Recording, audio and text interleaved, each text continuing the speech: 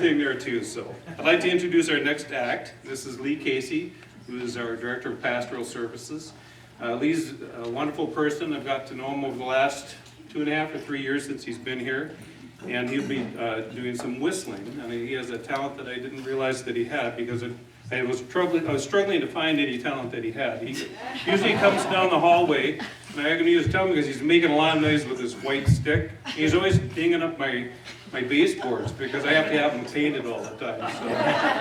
But he's gonna do some talent here, and just to say it blows. Okay.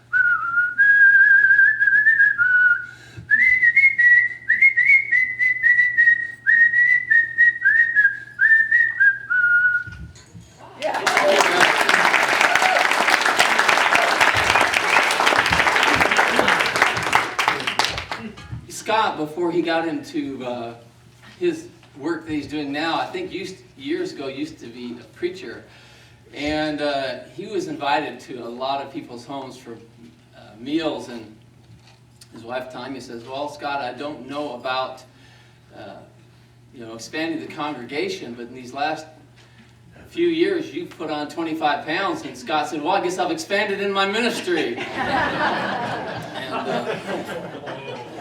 Well, Pete, one time when he was going to the doctor, he was looking him over real close, and Pete, before the doctor had a chance to say something, said, "Doc, that's not a beer belly." And Doc says, "Well, what is it?" And Pete said, "That's a liquid grain storage facility." And Doc says, "Well, that looks like a toxic waste dump to me." And so these past few months, I've been learning how to use this smartphone, and thought I would ask Siri a question, because, she's pretty smart. So I'd like to have everyone get out their cell phones, and if it rings, then you know that it might be you that Siri comes up with. "Hey, Siri,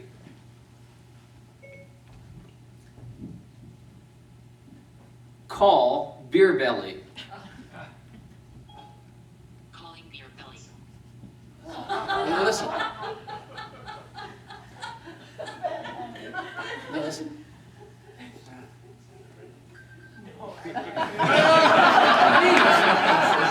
Very nice. Your phone's ringing, Pete.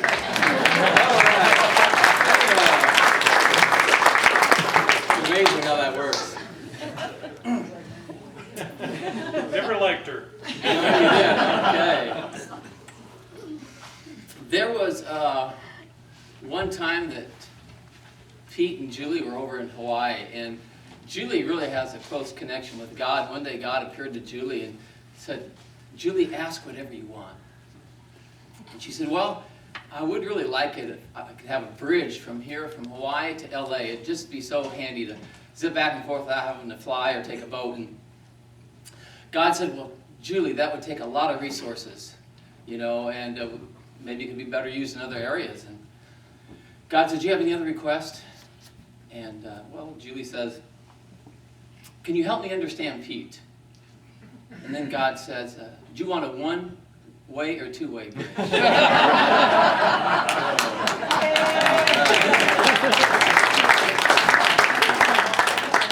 Last thing for Pete here. Pete was having some challenges, so he went to a minister and says, "Hey, can you pray for my hearing?" So the preacher said, "Lord Jesus, I ask you to heal Pete, help his hearing." And the preacher says to Pete, "Is it any better?" And Pete says, "Oh, my hearing's not till next week." All right.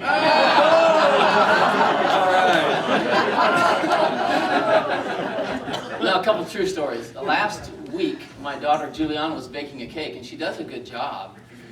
And she's getting a little frustrated because she takes the cake out of the oven in 10 minutes and puts it back in. Takes it out after 15 minutes and still, Dad, she says, the top is cooked, but the inside is really juicy. I can see it.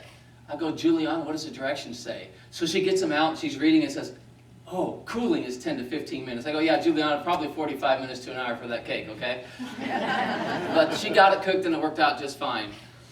Now, here's a true story I want to share with you. Last November, now this is good, what would you say, proactive for health matters. When I was 42 years old, which is 11 years ago, I went through a routine colonoscopy because there was some cancer in my family's history. Everything was just fine. My doctor recommended I do it at age 50 while I put it off a few more years, so I finally decided, okay, 53, I'll have it done. So last November, I got everything scheduled. I followed the procedure to a T. The prep work, everything just fine. I go in the next morning, and the nurses tell me, Lee, you are not ready yet. I go, really? And so then they proceed to bring in to me a gallon of Golightly. I thought, dear God, I'm not drinking all that. And she says, we're just going to pour you the first glass. And I said, that's all it's going to take. Wrong. The next 3 to 3.5 hours, I polished off that gallon of Golightly. It was nasty stuff, but I got it all through. And finally, about 3:30 that afternoon, Doc, they arranged for me to go in and have the procedure done. And boy, I was in and out quick. And good news and bad news. Good news is they didn't see anything. Bad news is I wasn't cleaned out yet. Oh dear Jesus, I thought. I said, what's going on? They said, Lee, you're one of the 10%ers. Oh, a 10%er, what's that? 10% of the people need extra prep work. Okay, so what's my options? They said, we can either reschedule you a couple weeks later, or you can go a second night. And I thought, I'm the type of person I want to just get her done. So I said, okay, I'll continue that nasty stuff. So I took all that preparation stuff again the second night, and I thought to myself, I'm going to be a little more proactive.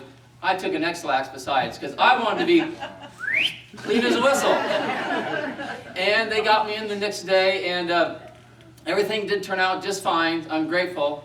So the following day, I went to the cafeteria, and I stood in line, and I'd heard Joe's voice as I was walking in, but he wasn't there. So I asked the lady, where's Joe?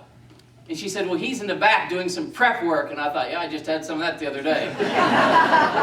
Went on through the line. I sat down, was eating my breakfast, and 2 ladies were over at the table on my left. And this is all true statement. One lady said to the other lady, did you hear about that collision? One lady got rear-ended by another car. And I thought, I did too, and it wasn't a great experience. But thankfully, everything worked out all right, and now everything is behind me.